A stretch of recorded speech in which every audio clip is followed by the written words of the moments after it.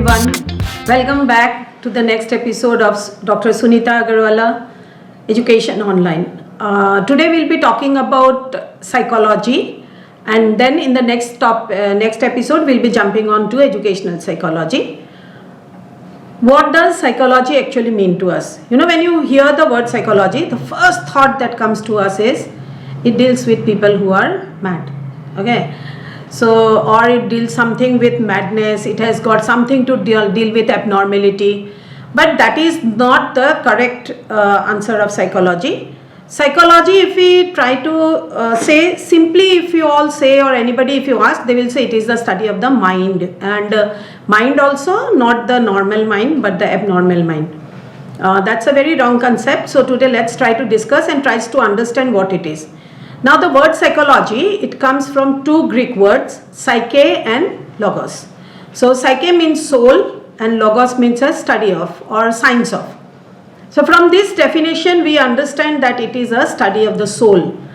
But psychologists, they said that no, we cannot take this definition because, you know, though we talk, we have a soul and there is a soul in the world, after that there is a soul, or anything like that. We have not seen anybody, none of us have seen a soul, though some claim that I saw a ghost or something, but that's actually not soul. So they thought that something which cannot be seen, we cannot study about it. So they dropped it and they said that no, let's try to say psychology as a study of mind.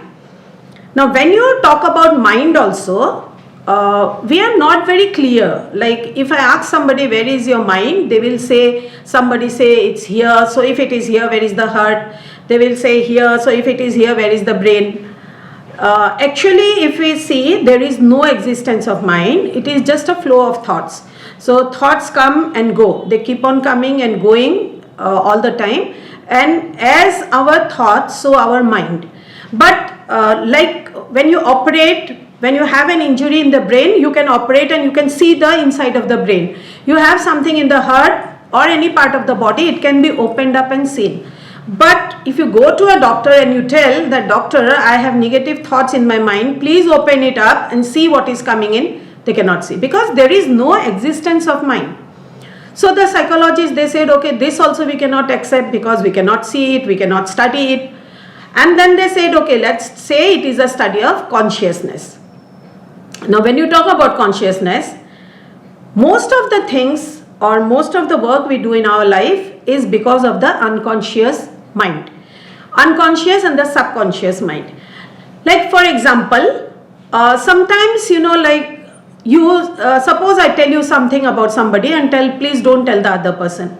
So whenever you meet the other person, on your mind it will be like, okay, Sunita Agarwalla told me not to tell about this person, she was bitching about him and she told not to tell, I should not tell. So what will happen? Someday it will come out of your mouth and you will say, oh, it was a slip of tongue, right?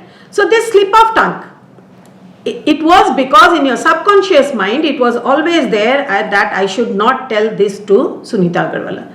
Or sometimes you come out of your house and you are in a hurry, running for the college or running for your school or running for a movie. And your mom gives you money and says that while coming back, you please get me 1 kg of potato. Now you take the money, put it in the pocket and you are out. Just took it in the pocket, okay, give and put it in your pocket. Now you roam all about the entire day, you went to school, you went to college, you went to movie with your friends, and when you are back, suddenly you put your hand in the pocket and you say, oh my God, oh there is 100 rupees, you are very happy. The next moment remember, okay, in the morning my mother gave it, but for what? Now you cannot remember for what. Why does that happen? Because when you took it, you were not conscious. So this type of things happen in our life. They are mostly controlled by our subconscious or unconscious mind. So psychologists, they again thought that no, we cannot drop this to mind and think only of the conscious mind. Now the conscious mind is what? Now I am talking to you. It is conscious mind. So they said that only the conscious mind, study of the conscious mind is not enough. Then the last thing which they came up with was, it is a study of behavior. Now behavior means the outer expression of our inner feelings. Let me explain it to you. For example, you go to the college and you are very happy for something, maybe your parents gave you something or you got something you wanted, so you are very happy. You go and you are in the classroom sitting and singing something or something, you are doing something.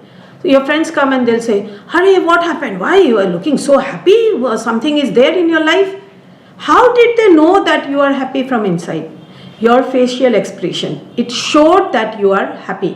Same thing when you are sad, they will ask you, "What's wrong with you today?" How did they know? Because you didn't tell, "I'm sad, ask me please, I'm happy, ask me please." No, it was whatever you were feeling inside, it came out. Somebody is jealous of you, you go and tell somebody that, "Oh, I have got this," or "I have got so much of marks in my exam." If they are jealous, you can make out on the face.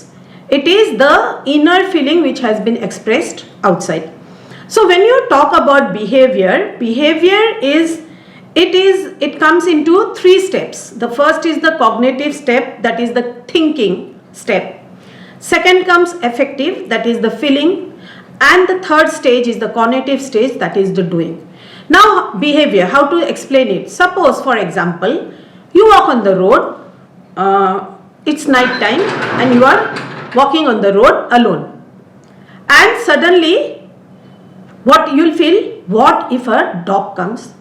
What if somebody comes and attacks me?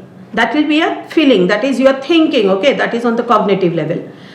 Then suddenly you see a dog or you see somebody coming from the other side. You will suddenly feel fear. Okay, the person may do something to me, the dog might bite me. So that is the affective level. And then what you do? You either start running or you pick up a stone or you pick up something, you try to pick up something to hit the person or to hit the dog. That is the cognitive period. Okay, so for behavior we need these 3. First you think, then you feel, and then you do it. So whatever you feel from inside, you show it on your face. So this is, then they said, okay, it is because we can study, you can study the behavior of a person from the outer expression, so they accepted it. Then comes, there are different types of psychology. Different types, it depends on what you are studying. For example, there is child psychology, which studies only about the children. Children means till 6 years or 9 years, not beyond that. There is adult psychology, which studies about the people who are beyond 18 years of age. There is criminal psychology, which tries to study why a person committed that particular crime. Somebody committed a crime, somebody raped somebody, why did the person did that? Somebody murdered somebody, why did the person did that? So it tries to understand the mindset of the criminal, why, what made them do that at that particular moment. Then there is animal psychology also, which studies about the animal behavior, why do they behave like that at a particular moment. Like if you see the dogs and all the time they will not come and bite.